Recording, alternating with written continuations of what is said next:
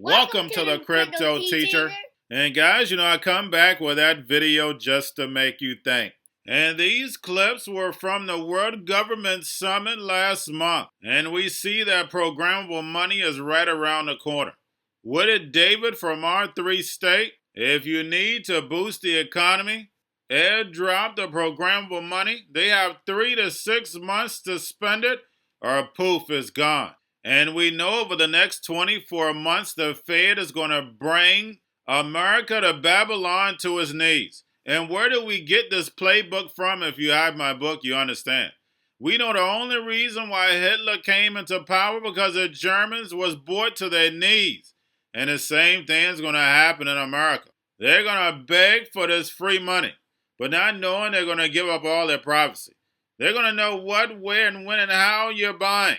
And we know that blockchain gives them the all-seeing eye. The programmable money and CBDCs are already ready in the back. But we know they have to take us through stages. It's going to be 24 to 36 months before all this is rolled out. But what does crypto mean?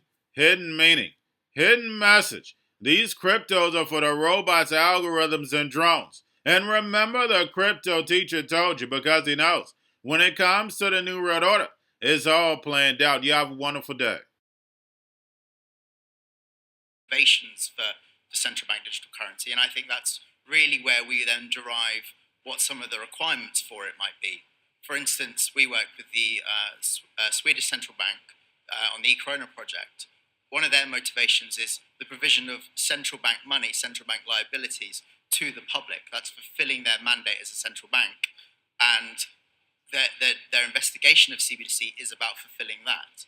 Now we have other projects, for instance in Kazakhstan, where one of the projects where it's really about kind of the next generation of payment rails and thinking about how you could use programmable money. Those are completely different motivations, and they also, as a result, derive up entirely different requirements that the technology has to meet.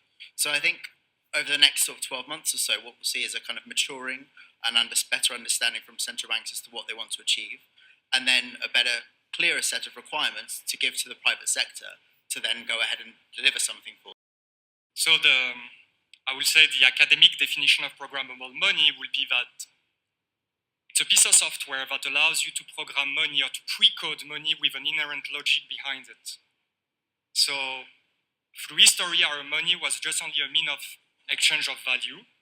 And even the digital currencies that you have today, or even the money that is distributed from a central bank to a commercial bank, is solely a piece of code that has a one-to-one relationship, and that's pretty much it. And you cannot code certain logics into it. With programmable money, you can set up some parameters that allows you basically to accelerate the distribution of money. Let's look at the consumer, for example. We all have here, I believe, maybe a checking account, except the crypto maximalists who are living off the grid. But if you have a checking account today in a bank, the amount of physical and technological resources that it takes to maintain that checking account costs a lot of money. When you program it in a smart contract, it does exactly the same purpose without 90% of resources that is required to make the same thing. So programmable money from a technological point of view brings a lot of efficiencies and an increase of security for the banks and the central banks and the payment service provider. This is a true game changer from a technological standpoint. And then after that, all these resources that you're having today dedicated to maintain these legacy systems can be dedicated in actually creating more value, more financial product, new ways of thinking finance. That's the beauty of programmable money. CBD has taken from innovation teams in central banks into payments teams and into real sort of market activity. And that, for me, is an indicator that this is going well, in short, because we are moving from sort of toy projects into real projects, and the projects are being asked serious questions that the payments teams are putting to it. So, you asked me earlier today when I thought that the first one would appear, and I said maybe in 24 months, sort of with a pinch of salt. We're going to a different economy, and we're going to be learning more about that as we go. But clearly, we're learning that things can be done from remote locations. We're learning that technology can replace people even more than we thought. We're not going back to the same economy. We're recovering, but to a different economy, and it'll be one that is more leveraged to technology. And I worry that that is going to make it even more difficult than it was for many workers. In Silicon Valley, and my friends who work in technology know that what we did to the manufacturing workers, we are now going to do to the retail workers, the call center workers, the fast food workers, the truck drivers, and then even bookkeepers, accountants, insurance agents, lawyers, and on through the economy. So what happened to the manufacturing workers is a very clear sign. This effort, and China has big plans for this. They intend to seed their digital yuan into the global environment by giving it away to visitors at next winter's Olympics. When they arrive at the airport, they're going to get yuan digital wallets. They're going to receive digital yuan. They're going to use it throughout their visits to Beijing, and then they're going to take it back to their home countries. They see this as a huge advantage. Why? Because who controls the underlying protocols, who controls the underlying standards of the future of money will control the future of money.